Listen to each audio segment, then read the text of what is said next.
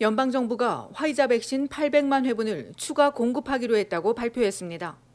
온타리오주 일부 접종소가 백신 부족 탓에 문을 닫은 데다 모더나 백신 공급도 크게 줄 거란 소식에 백신 불안이 가중되던 차에 반가운 소식이 아닐 수 없습니다. 연방정부에 따르면 5월에 화이자 백신 400만 회분이 추가 공급되고 6월 200만 회분, 7월에도 200만 회분이 더 제공될 예정입니다. 이에 따라 5월과 6월 2달 동안 화이자 백신 2천만 회분이 도착하면서 화이자 백신만으로도 7월 1일 이전에 백신 접종을 원하는 성인에게 한 차례 접종이 가능하다고 정부는 강조했습니다. 하지만 모더나 백신 공급은 절반으로 뚝 떨어졌습니다. 예정대로라면 모더나 백신 120만 회분이 이번 달 안으로 공급돼야 하는데 생산시설 증대 문제로 절반 수준인 65만 회분에 그치고 있습니다. 앞서 모더나는 2분기까지 1,230만 회분을 약속했지만 이 중 200만 회분이 3분기로 미뤄질 것이라고 밝힌 바 있습니다. 이 밖에 한 번만 맞아도 되는 존슨앤존슨의 얀센 백신 30만 회분이 4월 말쯤 도착 예정입니다. 다만 미국이 얀센 사용을 중단함에 따라 정부는 각 주에 배급하기 전 백신의 안정성을 확인하게 될 것이라고 강조했습니다. 이외에 아스트라제네카 백신이 추가 공급되면서 6월 말까지 총 4,900만 회분의 백신이 캐나다에 공급될 것으로 정부는 예상했습니다. 한편 오늘 정오까지 전국에 1,200만 회분의 백신이 공급됐으며 총 940만여 명이 1회차분을 접종했습니다. 이를 기준으로 16세 이상 인구 대비 백신 접종률은 27%를 기록했습니다.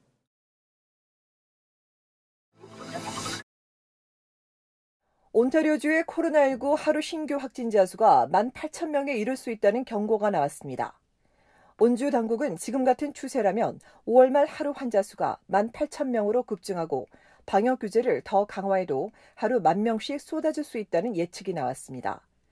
위중증 환자 수도 1,800명에 달할 수 있다는 충격적인 전망입니다.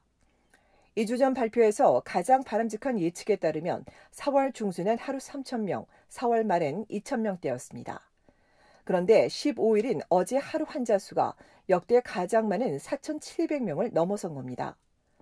스테이홈 발동에도 통제불능 수준으로 빠지자 정부가 영업활동과 실내외 모임 제한, 비필수 건설과 제조 운영 중단, 벌금 인상 등을 두고 어제와 오늘 오전까지 논의를 이어갔습니다. 정부의 최종 결정은 오늘 오후 발표됐으며 이에 대한 내용은 얼티비 홈페이지에서 확인할 수 있습니다. 브리티시 콜롬비아주도 하루 환자 수가 2,000명에 달할 수 있다는 전망을 내놨습니다. 어제 BC주 정부는 이대로라면 다음 달 말엔 하루 2,000명씩 나올 수 있다고 경고했습니다.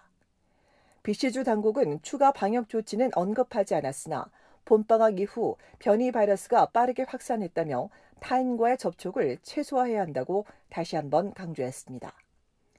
이처럼 변이 바이러스가 급속히 확산되자 전문가들은 3차 대유행을 억제하려면 타주로의 이동을 제한하고 확진자가 많은 주는 고비를 더 조여야 하며 전국이 의료 자원을 공유해야 한다고 촉구했습니다.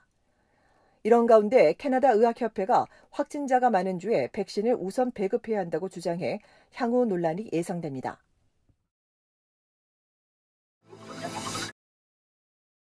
온타리오주의 코로나19 일일 신규 확진자 수가 연일 최고치를 갈아치우고 있습니다. 어제도 역대 최다인 4,882명이 나왔는데 토론토에서만 1,469명이 늘었고 필 지역 851명, 욕 지역에서도 491명이 나왔습니다. 또 25명이 사망했습니다. 입원 환자는 2,000명에 육박했고 중환자 수도 700명을 넘어섰습니다. 병상도 부족하지만 환자를 치료하고 관리할 의료진도 부족한 실정입니다. 이에 정부는 양로원 입주를 기다리는 시니어를 장기 요양원으로 옮기거나 텐트 병동을 만들어 병상을 확보하고 있습니다. 부족한 의료진 문제는 알버타와 사스카추안주 등 전국 각주에 협조를 부탁하며 해결에 나섰는데 알버타주는 이미 지원이 어렵다는 입장을 전한 것으로 알려졌습니다. 온주 정부가 각 주에 의료 인력 600여 명을 요청한 가운데 향후 넉 달 동안 간호사 4천여 명이 부족할 것으로 정부는 예상했습니다. 이런 가운데 오늘 연방정부가 온주의 적십자 이동식 모바일 접종팀과 병원 및 장기요양원에 인력을 지원해 줄 수 있다고 밝혔습니다.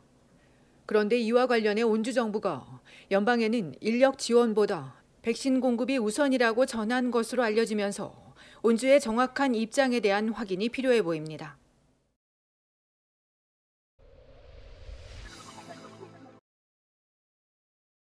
민주평화통일 자문회의 토론토 협의회와 밴쿠버 협의회가 글로벌 시대 재외 동포의 역할이라는 주제로 공동 강연회를 개최합니다.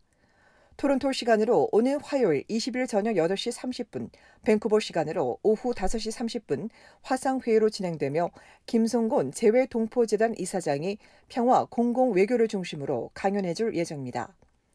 토론토 협의회는 평통 자문위원은 물론 평화 통일을 바라는 많은 캐나다 한인 동포들이 이날 온라인 강연회에 참여하길 바란다고 전했습니다.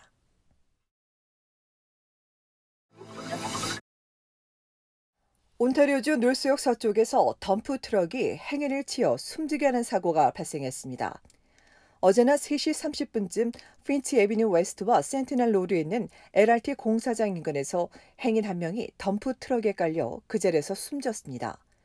트럭 운전자와 현장에 있던 인부들을 상대로 정확한 사고 경위 등을 조사 중인 경찰은 목격자 또는 사고 당시의 동영상을 소지한 주민들의 협조를 요청했습니다.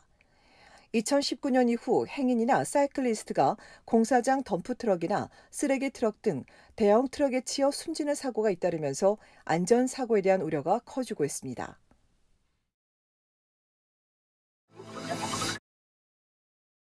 브리티시 콜롬비아주 밴쿠버 스탠리 파크에 있는 아쿠아리움이 미국 기업에 넘어갔습니다.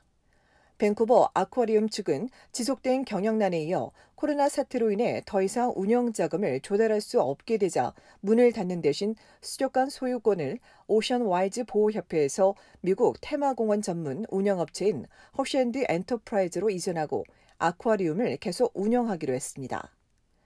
밴쿠버 관광명소인 아쿠아리움은 1965년 개장돼 지금까지 4천만여 명이 다녀갔습니다.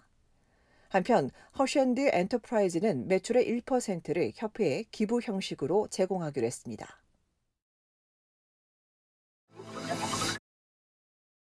연방국세청이 개인소득세 마감일자를 연장하지 않는다고 밝혔습니다. 지난해 많은 사람들이 연방정부가 제공하는 지원금을 받으면서 세금을 환급받기보다 내야 하는 사람들이 더 많을 것으로 예상한 국세청은 정부 지원을 받고 연소득이 일정 액수가 넘는 사람들은 반드시 오는 4월 30일까지 신고해야 한다고 지적했습니다. 그렇지 않으면 5%의 벌금이 부과될 뿐 아니라 매월 1%의 이자도 추가된다며 서둘러 신고할 것을 당부했습니다. 개인 이외에 자영업자의 세금 신고 마감은 6월 15일입니다.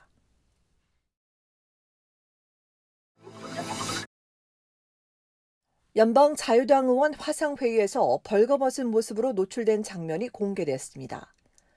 퀘벡주 폰티악 지역의 윌리엄 아모스 의원은 지난 14일 옷을 갈아입는 장면이 화상회의를 위해 작동되고 있던 카메라에 잡혀 동료 의원들에게 고스란히 노출됐습니다. 아모스 의원은 조깅을 다녀온 뒤 카메라가 켜진 줄 모르고 옷을 갈아입다가 이런 불행한 실수가 발생했다며 동료 의원들에게 본인은 아니었지만 부주의한 행동이었다며 사과했습니다. 연방의회는 개인 사생활이 담긴 장면이 본인의 동의 없이 노출됐다며 이는 국회의원 윤리를 위반한 것으로 유출자를 색출하겠다고 밝혔습니다. 이 영상은 국회의원들과 국회 직원만 볼 수 있는 것으로 알려졌습니다.